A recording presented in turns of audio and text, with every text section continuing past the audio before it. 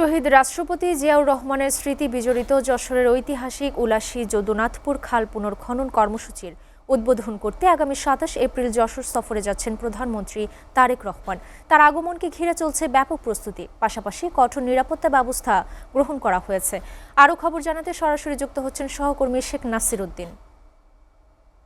নাসির, যশোরে প্রধানমন্ত্রী তারেক রহমানের আগমন ঘিরে প্রস্তুতি নিয়ে বিস্তারিত আমাদের জানান। জি, ধন্যবাদ আপনাকে। আপনি যেমনটা বলছিলেন, আসলে মাননীয় প্রধানমন্ত্রী আগামী ২৭ তারিখে যশোরের শার্শা উলাসী এই যে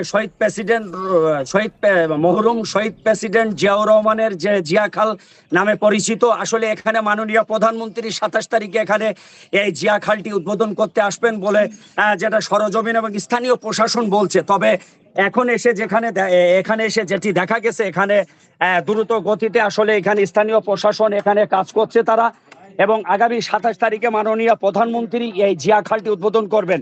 বিশেষ করে ১৯৭৬ সালে এই জিয়ার স্মৃতি বিচরিত যে একটি ভূমি অফিস এবং একটি কমপ্লেক্স, জিয়া কমপ্লেক্স ছিল। আসলে জিয়া কমপ্লেক্সটি এখন জরাজীর্ণই ভরে গেছে, তবে ভূমি অফিসটি এখন নির্মাণ প্রায় শেষ হওয়ার পথে।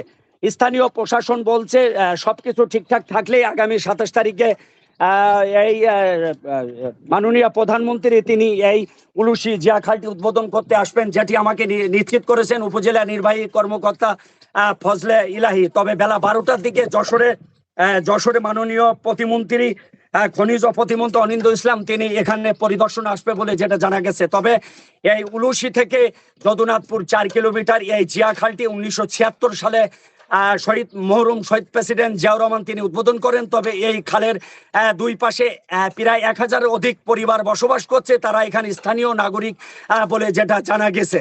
এই ছিল সর্বশেষ উলাসী জিয়া খাল থেকে।